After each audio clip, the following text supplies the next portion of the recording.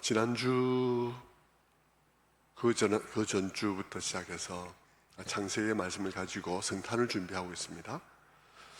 특별히 창세기에 나타난 창세기 얘기 중에서도 특별히 그 창세기 처음 시작부터 나타난 하나님의 선하심에 관해서 이 기간 동안에 좀 나누고자 했습니다.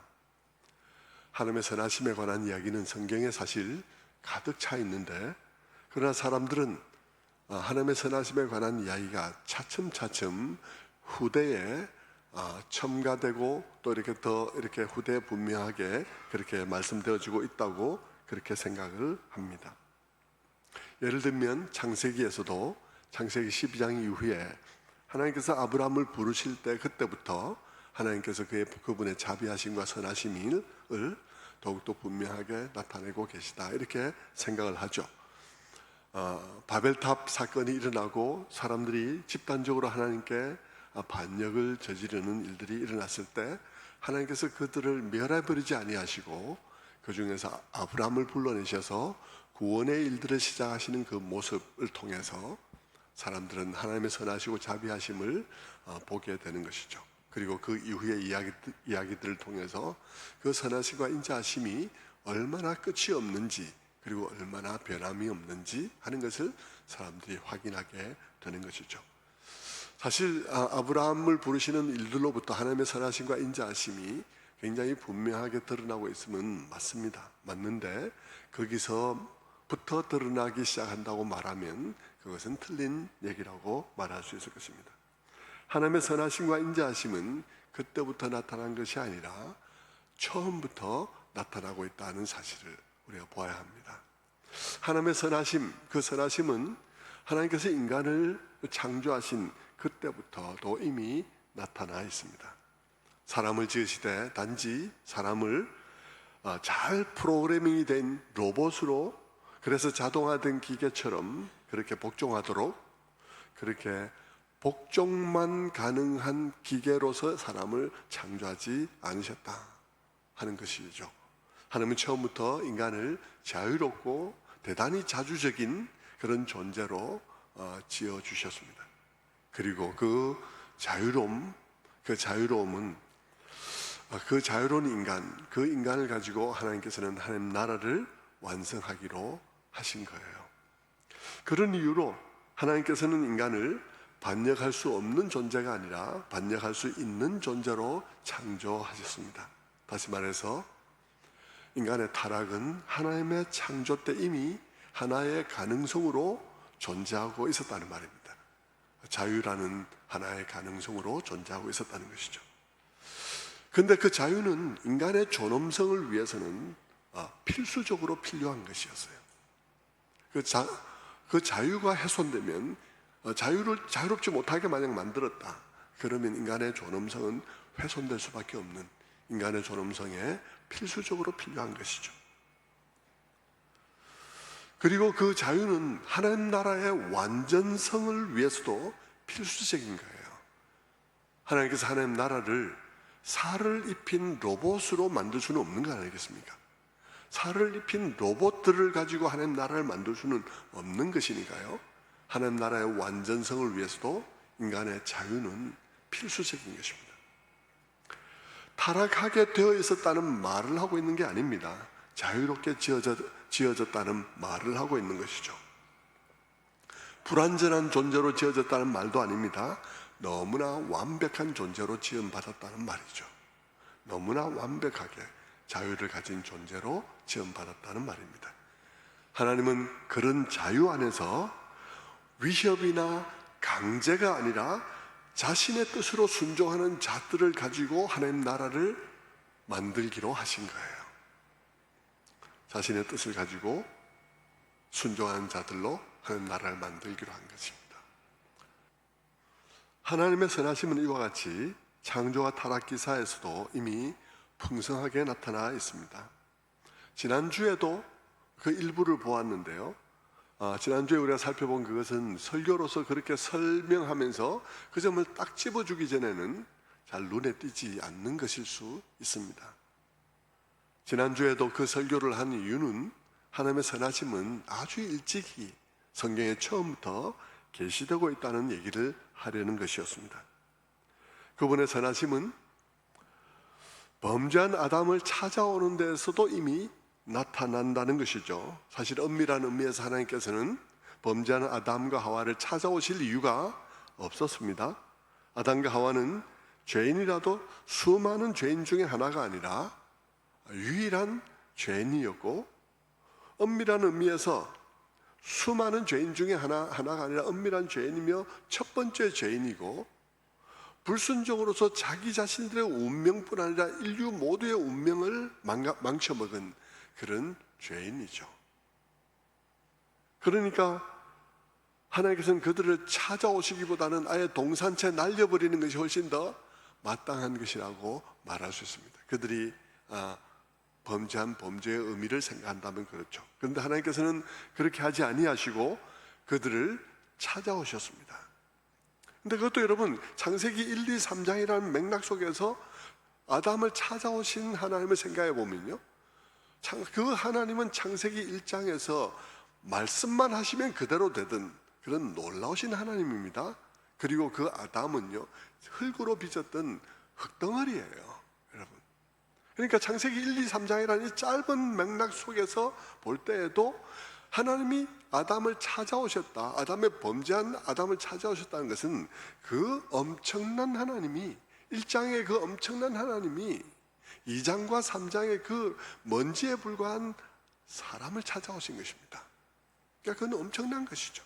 성경이 그 대조를, 1, 2, 3장의 대조를 통해서 우리에게 어마어마한 사건임을 우리에게 제시하고 있는데, 우리는 너무 익숙해서 그냥 무덤덤하게 읽고 있는 것이죠.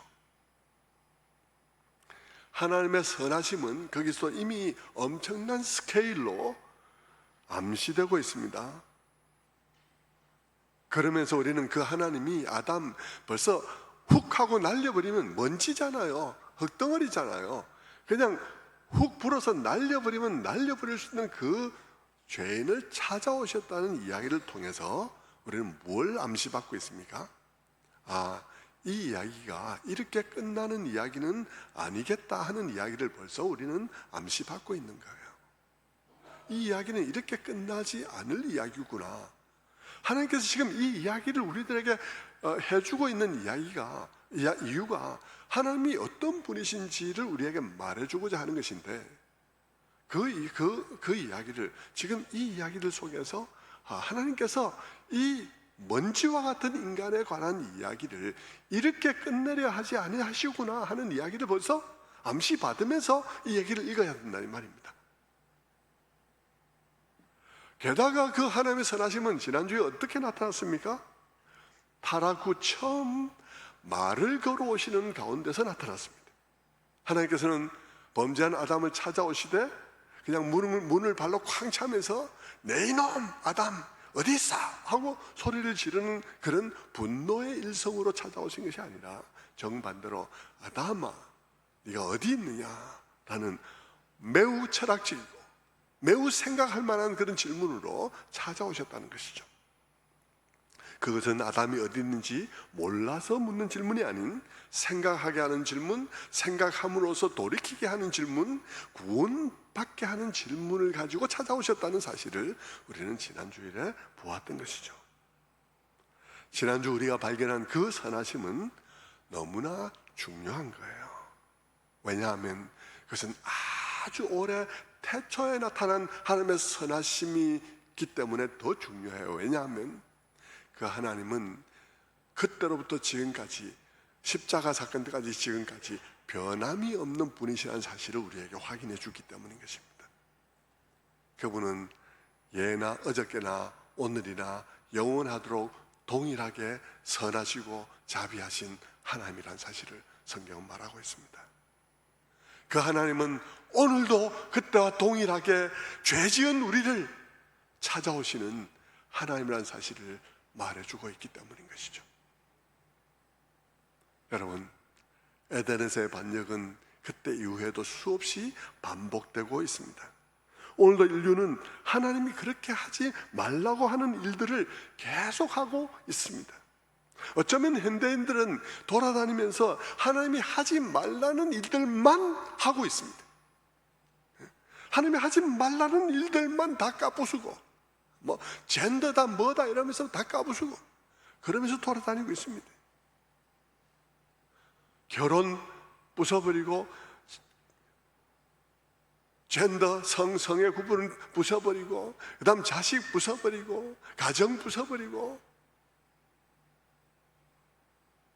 남자와 여자 부숴버리고, 모든 걸 다 부숴버렸습니다.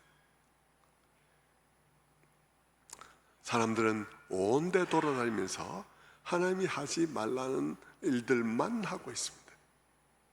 그렇게 하면 더 자유로울 것 같고, 하나님처럼 더 위대할 것 같고, 자유의 기치를 높이 들면 더 멋있는 남자 같고, 자유의 기치를 높이 들면 더 멋있는 여성 같은 그런 느낌으로,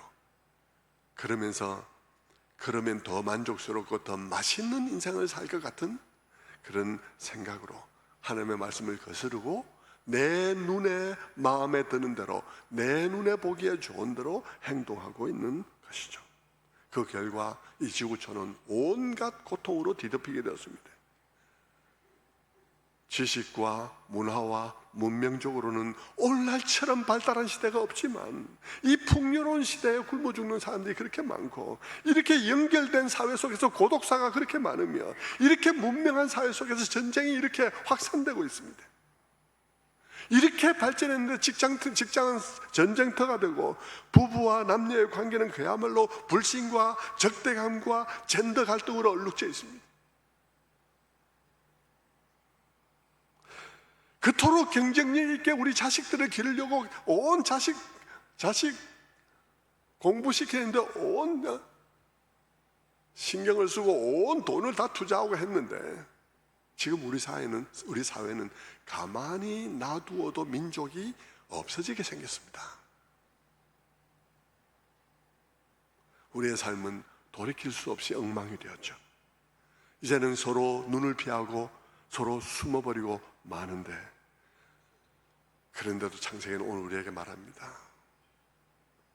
그래도 내가 너를 찾아가고 있지 않느냐 말입니다. 내가 찾아가고 있지 않느냐, 내가 너를 찾고 있지 않냐, 지금이라도 돌이키면 되지 않냐 이 말입니다. 지금이라도 네가 하나님의 스탠다드로 돌아오면, 지금이라도 네 사회는 급속히 치유될 수 있는데, 아담아 네가 어디 있노? 네가 지금 어디 있는 거냐? 말하고 있는 것이죠. 하나님은 오늘도 우리를 찾아온다는 거예요. 찾아오실 때 어떻게 찾아오신다는 것입니까? 우리에게 질문을 던지면서 찾아오는 것입니다. 아담아 네가 어디 있냐? 네가 어디 있냐? 50년 살아서 네가 지금 어디 있냐? 40년 그렇게 살아가지고 너는 지금 어디 있는 거냐? 너 지금 희망의 자리에 있는 거냐? 아니면 절망의 자리에 있는 거냐? 두려움의 자리에 있는 거냐? 너 왜 거기에 있다고 생각하냐? 라고 묻는 것이죠. 너는 지금 너 나름으로 대책을 세우고, 뭐 교육받은 젊은이다, 교육받은 뭐다 그러면서 내 나름대로 내가 더 잘한다고 내가 대책을 세우고 있는데, 그 대책이 너를 구원할 수 있냐? 그거 나무잎 아니냐? 그거 나무잎 아니냐? 묻는 거죠. 네 대책이 도대체 뭐냐? 네 대책이 너를 구원할 수 있냐? 그러면서 우리로 하여금 정직한 반응을 통해서 구원에 이를 수 있도록 오늘도 촉구하시는 하나님이라는 것이죠. 오늘도 우리가 정직하게 반응하게 하면, 오늘도 우리의 젊은이들이, 오늘 우리의 그 중년의 사람들이 정직하게 반응하기만 하면 오늘도 급속하게 회복될 수 있는데, 너 지금 어디 있냐? 너의 대책은 지금 나뭇잎 아니냐? 라고 말하고 있는 것이죠. 주님은 오늘도 우리들에게 그러하다고 성경은 우리에게 말해주고 있는 거예요. 하나님은 그때부터 지금까지 동일하게 그러하다는 것입니다. 그러면서 이 말씀을 통해서 우리로 하여금 생각하게 하는 거죠. 무엇에 대해? 하나님에 대해. 하나님에 대해 생각하되 내 마음대로 뭐 그냥 차 사가지고 그 앞에 그냥 감사한금 하면 그냥 차가 안 지나갈 거다 뭐 이렇게 생각하는, 내 마음대로 생각하는 건 아니고, 돼지머리 대신에 뭐 그냥 헌금하면 된다 이렇게 생각하는 게 아니라, 내 마음대로가 아니라 성경의 가이드라인을 따라서 하나님을 생각하도록 우리들에게 이 자료들을 주고 있는 것입니다.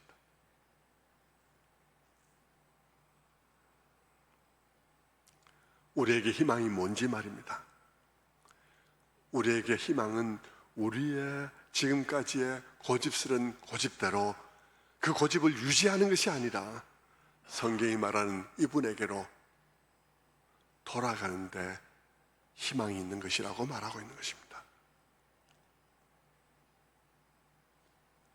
돌아가는 데 희망이 있는데 우리의 이 세대가 돌아가려고 마음먹지 않으니 우리는 여전히 고통과 갈등 속에 있을 수밖에 없고 더 깊이 빠져들 수밖에 없을 것이라는 생각을 하게 하는 것이죠. 왜 그분이 희망입니까?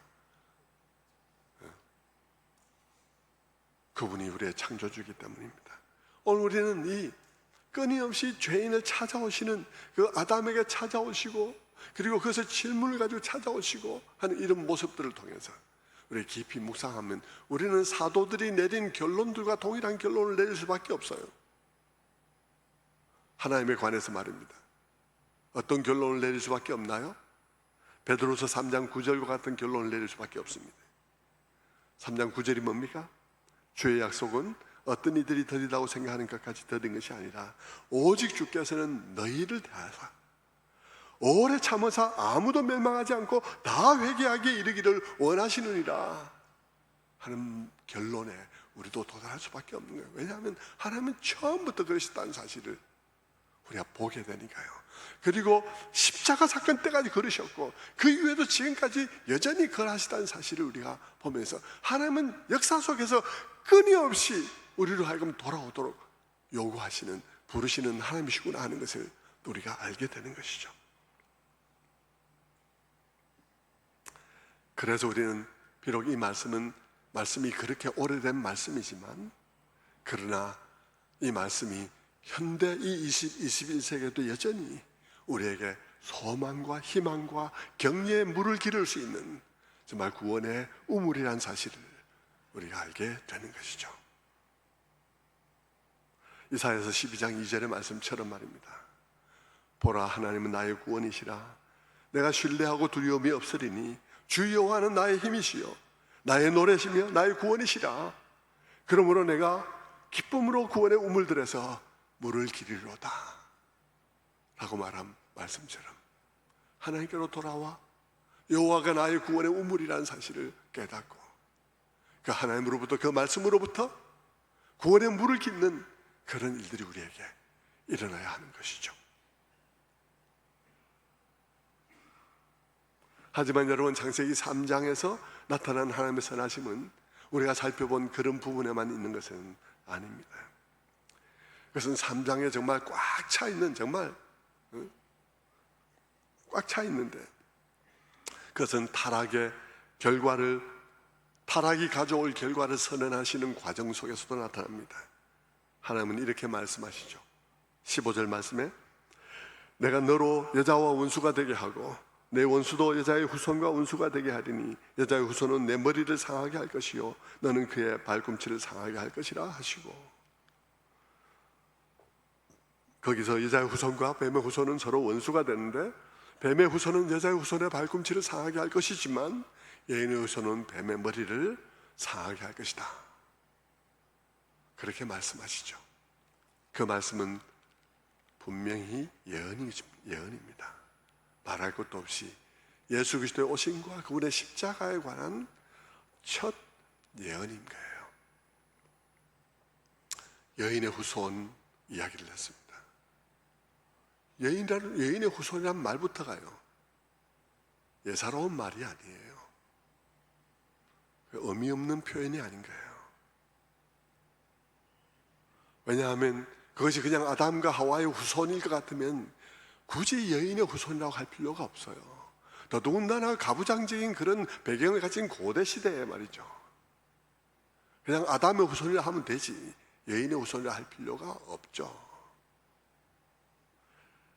그런데 그것을 여인의 후손이라고 굳이 표현한 것은 장차 출현할 메시아가, 인류를 구원하신 메시아가 남자와 여자의 관계를 통해서 태어날 것이 아닌 것을 말하고 있는 것이죠. 단지 여인의 몸을 빌어서 태어날 것이기 때문에 여인의 후손이라고 말하고 있습니다. 이사야 7장에서 이사야가 말한 것처럼 보라, 처녀가 잉태하여 아들을 낳으니 그 이름을 임마누엘이라 하리라 때 표현처럼 보라, 처녀가 잉태하여 아들을 낳을 것이란 말과 맥락이 같은 것입니다. 아무튼 하나님의 아들이 그와 같이 올 것이라는 예고와 함께 예수 그리스도와 사탄의 후손, 사탄 사이에는 끝없는 적대 관계가 있을 것이라는 예고를 하고 있는 것이죠. 그리고 그로 인해서 뱀은 하나님의 아들을 공격해 치명적인 독인 죽음을 주입할 것이지만, 그러나 결과적으로 부활로 인해서 그것은 발꿈치의 상처에 불과할 것이요, 반면 그 부활은 사탄에게 치명적이고 결정적인 패배를 안길 것이라는 얘기가 지금 사탄의 뱀의 머리를 까부술 것이라고 말씀하신 말씀이죠. 여러분, 여인의 후손의 발꿈치를 상하는 것과 그리고 뱀의 머리를 부수는 그 얘기는 예수 그리스도의 십자가의 두 측면에 관해서 말하고 있는 것입니다. 십자가는 한편에서 보면 뱀의 승리같이 보이는 그런 사건이지만, 그러나 다른 한편에서 보면 예수 그리스도의 부활하심으로 말미암아 그것은 사단의 공격에 대한 결정적인 승리를 의미하는 것이죠. 사도 바울이 말한 바처럼 사망아 너의 쏘는 것이 어디 있느냐 라고 말한 바로 그와 같은 것입니다. 사망조차 완전히 분쇄되는 그런 놀라운 승리, 결정적인 승리가 되게 된 것이죠.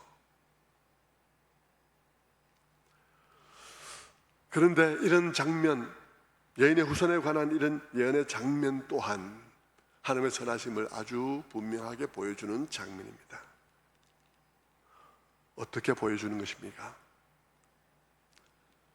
아담과 하와가 이렇게 신속하게 죄를 저질렀는데요, 그러나 하나님께서는 그들이 이미 그럴 줄을 알고 계시고 그들을 찾아오시되 이미 구원의 계획을 가지고 찾아왔다는 것입니다. 가져와서 첫 만남에 하나님께서 구원의 계획을 가지고 왔더라는 거예요.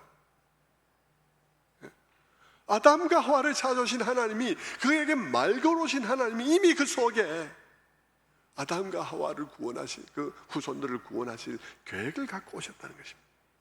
그러니까 정말 하나님이 선하신 분이심을 성경은 처음부터 이렇게 켜켜이 우리들에게 밝혀주고 있는 것입니다. 그것은 그들을 쫓아낼 때에 가죽옷을 입혀서 쫓아내신 사건 속에서도 나타납니다. 타락 위에 아담과 하와가 황급히 나뭇잎으로 만들어 입었던 옷을 바꾸어 주신 것이죠. 사실 여러분, 이 일도 필요 없는 일이에요.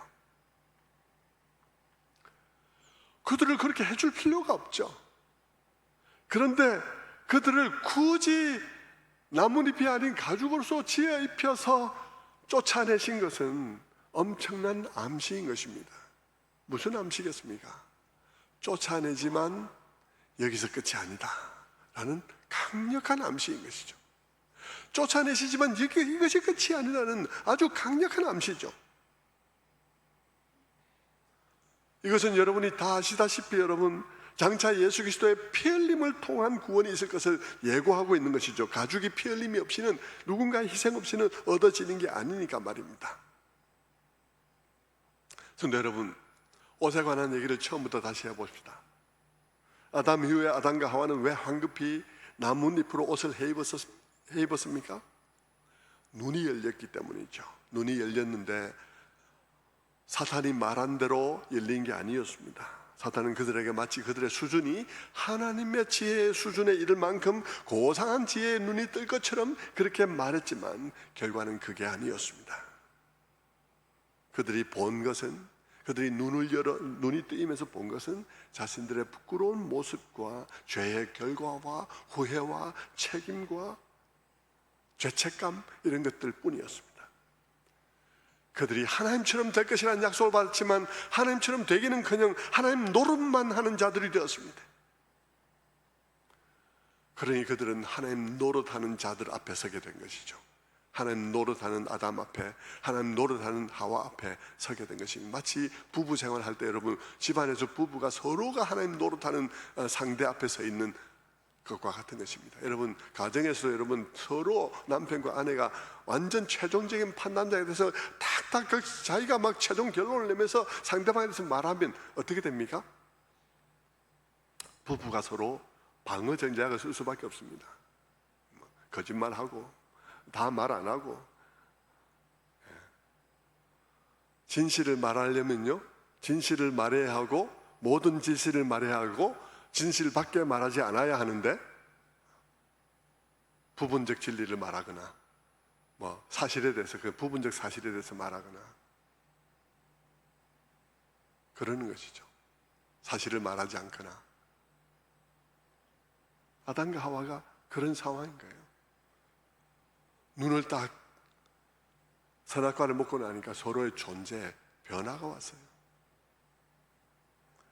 각자 하나님 노릇하는, 각자 하나님과 하나님 노릇하는 사람 앞에 있게 된 거예요. 모든 인간이요, 하나님 앞에 서 있는 건 당연히 하나님 앞에 있는 것이고 하나님 노릇하는 사람들 앞에 서 있는 거예요. 그 앞에 벌거벗은 것처럼 서 있는 그런 형편이 된 것이죠. 조금 전까지 사탄의 말에 의하면 거창한 것을 얻을 줄로 알았는데 정작 남은 것은 후회와 수치와 부끄러움과 죄책감, 두려움, 당혹스러움만 남았습니다. 그래서 그들은 나뭇잎으로 급하게 옷을 해입었습니다. 그런 상황에서 그들이 해입은 그 나뭇잎 옷은 무엇을 암시하고 있겠습니까? 그 나뭇잎 옷이 우리에게 보여주는 것은 무엇이죠? 그 나뭇잎 옷 자체는 불완전하고 임시적인 것을 벌써 그 재질로부터 벌써 말해주고 있습니다. 불완전하고 임시적이죠. 인간이 자기의 존재적 불안, 존재적 수치, 그 하나님과 타인의 모든 그런 비난하고 판단하는 그 눈앞에서 가리기 위해서 만들어내는 그 마음의 평화를 위한 모든 스스로 만들어내는 모든 방편들,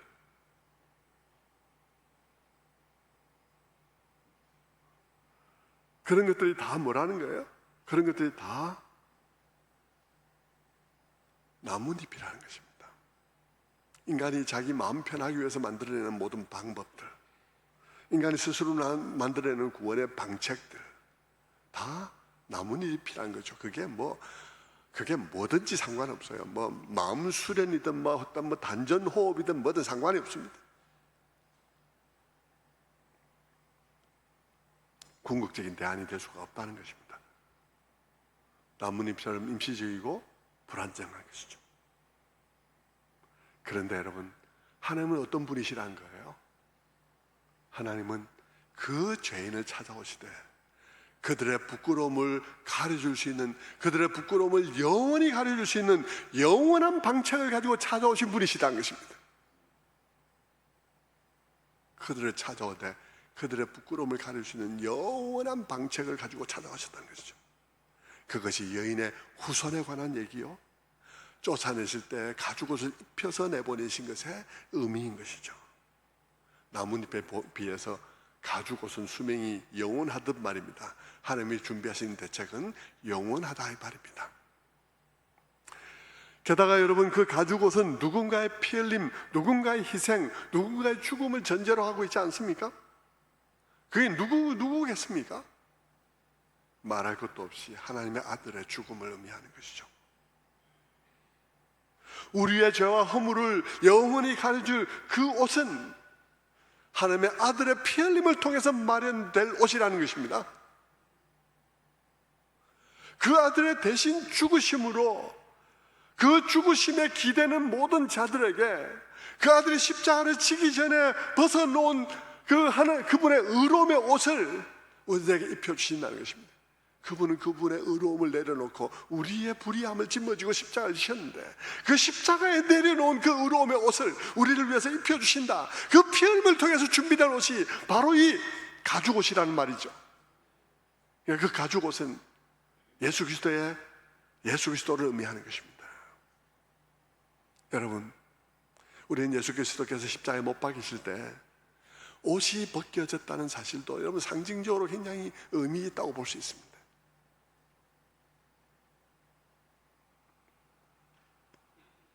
그래서 바울은 뭐라고 합니까? 그래서 바울은 말합니다. 갈라디아서 3장 27절 말씀에 누구든지 그리스도와 합하기 위하여 세례를 받은 자는 그리스도로 옷 입었느니라. 누구든지 그리스도와 합하기 위하여 세례를 받은 자는 그리스도로 옷 입었느니라. 여러분, 누구든지 예수 그리스도의 죽으심과 합하는 자, 그러니까 그분의 죽음이라 여기지 않고 나의 죽음이라고 생각하는 자, 그래서 그분의 죽음과 나의 죽음이 그냥 연합되어서 그냥 하나가 된 그런 자, 그렇게 하여 그분의 죽으심에 대신 죽으심에 기대는 자, 그 자가 어떻게 된다고요? 예수 그리스도로 옷 입게 된다는 것입니다. 결국 가죽옷은 예수 그리스도인 것입니다. 그분의 십자가요, 그분의 피 흘림인 것이죠. 성경의 모든 얘기가 이렇게 연결되어 있습니다. 이 시간 설교 시간을 늘릴 수 없어서 그냥 이렇게만 넘어가지만, 왕의 잔치에, 혼인 잔치에 옷을 입고 들어오지 않은 사람들 쫓으라는 얘기, 이런 다 똑같은 얘기예요.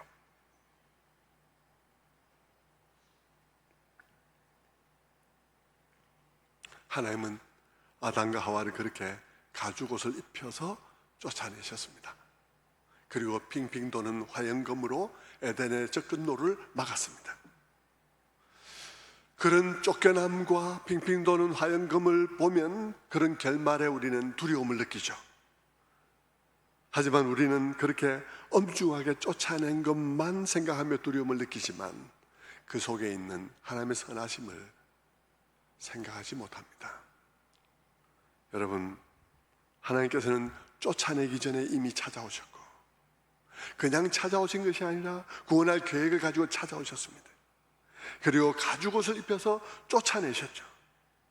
선하신 하나님이신 것이죠. 여러분, 성경에 이런 것들을 쭉 묵상하면 우리는 시편 136편의 그 많은 하나님에 대한 칭송에 동의하게 될 것입니다. 시편 136편 1절이 뭐죠? 여호와께 감사하라, 그는 선하시며 그 인자하심이 영원하미로다. 여호와께 감사하라, 그는 선하시며 그 인자하심이 영원하미로다. 그러면서 그는 무엇 하신 이에게 감사하라, 그 인자하심이 영원하미로다. 무엇 하신 이에게 감사하라, 그 인자하심이 영원하심이로다. 그래서 계속해서 그 인자하심이 영원하다는 사실에 대해서 말하고 있지 않습니까? 그와 같은 동일한 찬양이 우리 속에서 일어날 수 있을 것입니다. 또 하나님께서는 그들을 쫓아내시면서 쫓아내는 이유가 무엇인지를 명확히 하십니다. 창세기 3장 22절에 이렇게 말씀하시죠. 여호와 하나님이 이르시되 보라, 이 사람이 선악을 아는 일에 우리 중에 하나같이 되었으니 그가 손을 들어 생명나무 열매도 따먹고 영생할까 하노라 하시고. 여러분, 하나님이 아담과 하와를 쫓아내신 이유는 그들이 영생할까 해서입니다. 영생하는 게 문제가 아니라요, 그 상태로 영생하는 게 문제이기 때문입니다. 그 상태로 영생하는 것은 모두에게 불행이기 때문이에요. 사회에도 불행이고요, 개인에게도 불행입니다. 여러분, 타락이로 말미암아서 여러분, 하나님께서 그 타락이 가져올 결과에 대해서 말씀하실 때 여러분 보셨죠? 타락의 결과에 대해서 말씀하실 때 그 타락의 결과는 뭡니까? 하나님이 자비하심으로 그들이 당장 죽지는 않았어요. 그런데 그들이 살아가면서 누릴 수 있었던 모든 복 속에 다 고통이 스며들어 왔습니다. 출산과 노동과 자연과 모든 것 속에 고통이 스며들어왔습니다. 그리고 노화가 하고 죽음이 그 속에 있습니다. 여러분, 만약 하나님이 비록 축복하신 것이지만, 그러나 우리의 가정 속에, 우리 부부 관계 속에, 우리의 건강 속에, 우리의 모든 삶 속에 고통이 스며들어와 있는 그런 상태에서 늙어지고 늙은 대로 막 노화도 오는 가운데서 영원토록 산다, 재앙이죠. 그것은 얼마나 불행한 일이겠습니까? 끝이 있어야 하는 것이죠. 하나님은 그래서 그들을 쫓아냈습니다. 그런데 하나님은 어떤 분이십니까? 그들을 찾아오신 그분은 어떤 분이시죠? 그들을 위한 영원한 계획을 가지신 분이세요. 영원한 계획을 가지신 분이 그들이 이대로는 영원히 살면 안 되니까 쫓아내신 것입니다. 그러니 여러분, 에덴의 추방과 죽음조차도 일면 슬픔이지만 일면 그것은 하나님의 깊은 배려요 선하심이라고 말할 수 있습니다. 저는 그리스도인이라면 우리의 삶에 대해서 그런 시각을 확고하게 가지고 있어야 돼요. 마르고 닳도록 사는 게 우리의 인생이 아닙니다. 그래야 하는 게 아니죠. 우리는 우리의 죽음조차도 하나님이 이 영원한 계획 속에서 그분의 선하심 안에 있다는 사실을 확신할 수 있어야 되는 것입니다. 그래야 하는 것이죠. 에덴에서 쫓겨난 후 아담과 하와는 아들을 낳았습니다. 가인과 아벨이었습니다. 여러분, 가인과 아벨의 사건 잘 알지 않습니까? 각자 예배를 드렸는데 한 사람의 제사를 받고 한 사람의 제사를 받지 않았습니다. 형인 가인은 아벨의 제사만 받아들였음에 대해서 분한 마음을 품고 동생을 시기하다가 결국 아벨을 쳐서 죽이는 일이 일어나게 되었습니다. 그런데 사람들은 이 사건 속에서 비극만 보는 경향이 있어요. 그러면서 생각하는 것이죠. 에덴에서는 그래도 불순종해서 나무의 열매를 따먹는 정도였는데 그 죄는 점점 더 깊어지고 확산되어지면서 가인과 아벨 대에 오면 친족 간에, 가족 간에 살인사건까지 일어나게 된다. 죄는 너무나 무섭게 확대되고 있다. 맞습니다. 맞죠. 성경 그것을 얘기하고 있습니다. 물론 맞는데요, 함께 놓치지 말아야 될 중요한 것이 있습니다. 그것이 뭐겠습니까?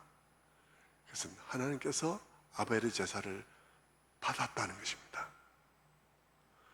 쫓겨났는데 아벨의 제사가 받아지고 있다는 것입니다. 그것은 우회예요. 그래서 우리 읽으면서 하나님이 제사를 받으시네, 끝난 게 아니네 라고 생각하게 하는 것이죠. 우리는 성경을 읽으면서 그 대목에서 그렇게 느끼도록 성경은 우리들에게 제시를 하고 있습니다. 그러면서 처음으로 다시 돌아가 보면 원래 이 이야기가 끝나게 되어 있지 않았다는 사실을 보게 되는 것입니다. 처음부터 하나님께서는 찾아올 이유가 없는 죄인을 찾아오셨어요. 그리고 그들에게 물을 필요가 없는 물음을 물었습니다. 그들에게 구원에 이르게 할 물음을 물으셨고, 그리고 구원의 계획을 말씀해 주셨어요. 뿐만 아니라 가죽 옷을 입혀서 무언가의 희생을 통해서 가죽 옷을 입혀서 쫓아내셨으니 추방은 그게 끝이 아님을 이미 예고하고 있었던 것이죠. 그런데 가인과 아벨의 이야기를 딱 보니까 거기서도 아닌 게 아니라 하나님이 아벨의 제사를 받고 있었던 것이에요. 그리고 아벨의 제사를 받으실 뿐만 아니라 하나님께서는 제사를 받지 않으신 가인에게도 나타나셨어요. 네가 왜 분노하느냐 그러면서.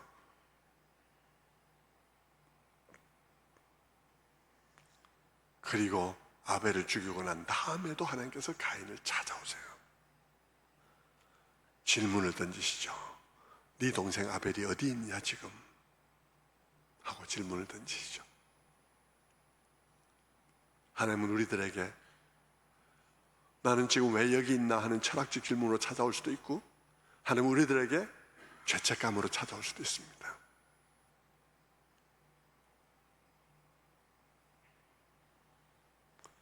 하나님은 어떤 분이십니까? 하나님은 선하신 분이십니다. 언제부터요? 처음부터요.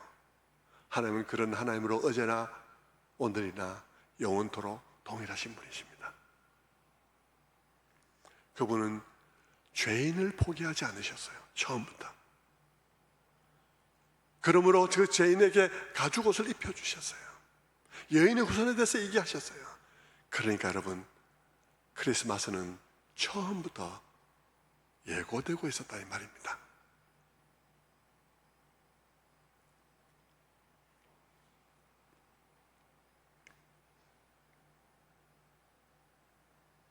어느 날 두 사람이 걷고 있었습니다.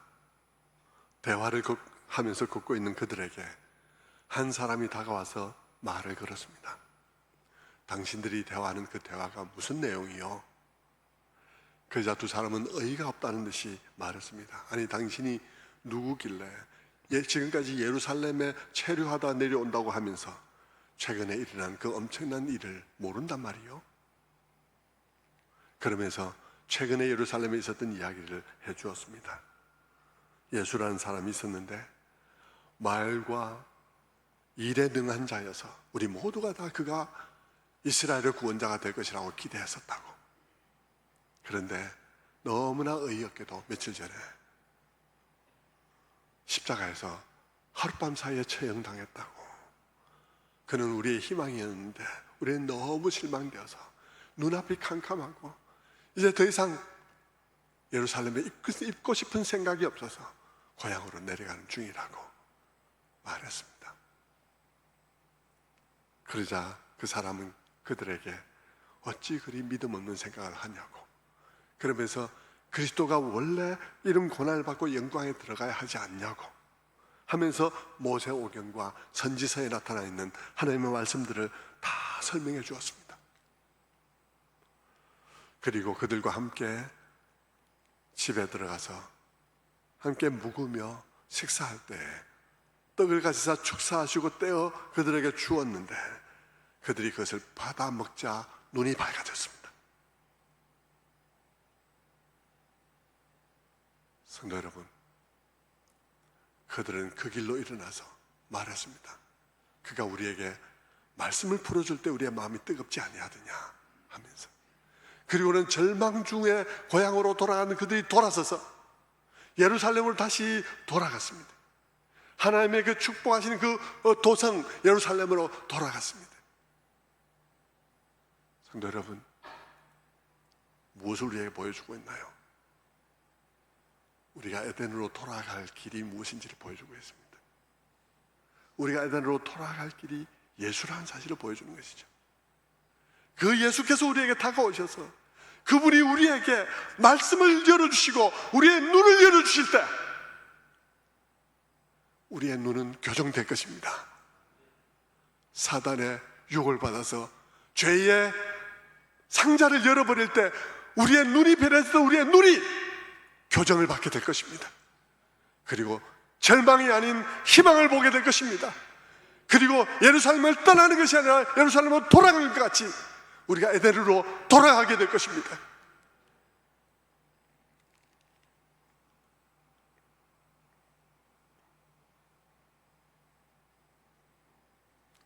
성도 여러분, 에덴으로 돌아가는 길도 동일합니다. 그분께서 죄의 길 가운데 있는 우리를 찾아오시는 것이죠. 그리고 우리에게 묻는 것입니다. 네가 무엇에 실망했냐고?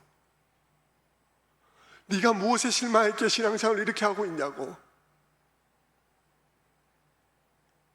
그리고 우리들에게 말씀을 풀어주시죠. 주일마다 풀어주십니다. 네가 무엇 때문에 실망해서 그 길에 서 있냐고?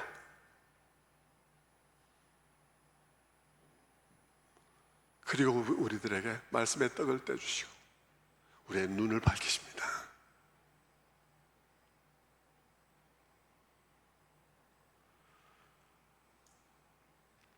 예수 그리스도와 그분의 영이신 성령께서 우리의 마음 눈을 밝혀주시는 것이죠. 에베소서 1장 17절의 말씀처럼 말입니다. 바울이 그렇게 기도했죠. 우리 주 예수 그리스도의 하나님 영광의 아버지께서 지혜와 계시의 영을 너희에게 주사 하나님을 알게 하시고 너희 마음 눈을 밝히사 그의 부르심의 소망이 무엇이며 성도 안에서 그 기업의 영광의 풍성이 무엇이며 믿는 우리에게 베푸신 능력의 지극히 크심이 어떠한 것인지를 알게 하시기를 구하노라. 근데 여러분, 우리의 눈이 그렇게 성령에 의해서 다시 한번 열리게 될 때 우리는 보아야 할 것을 보게 될 것입니다. 그리고 그분의 지혜를 얻게 될 것입니다. 구원의 영광을 볼 것입니다. 얼마나 놀라운 지혜와 능력으로 우리를 구원을 이루셨는지를 보게 될 것입니다. 그래서 우리로 하여금 죄를 지을 수 있는 인간에서 죄를 지을 수밖에 없던 인간으로 변했던 우리들을 다시 영원히 변화시킬 것입니다. 그날에 그 일을 완성시킬 것이죠. 영원히 죄를 짓지 않기로 결단하는 자들이 되게 하는 것입니다. 성도 여러분, 그 복음이 우리에게 임할 때 우리는 변화될 거예요. 우리는 더 이상 그 죄사함의 복음을 받고 우리의 마음으로 회개하고 주님께로 돌아갈 때 우리는 더 이상 나무 뒤에 숨지 않을 것입니다. 비록 죄인이지만 영원한 가죽옷 예수 그리스도로 옷을 입었기 때문입니다. 복음은 우리로 하여금 나무 뒤에 숨지 않게 합니다. 오히려 복음은 우리들에게 두 손 들고 하나님을 향해서 마라나타 주 예수여 어서 오시옵소서 라고 사모하며 기대하고 기다리게 하는 것입니다. 여러분 모두에게 그와 같은 복음이 충만한 성탄이 되기를 주님의 이름으로 축원합니다. 기도하겠습니다.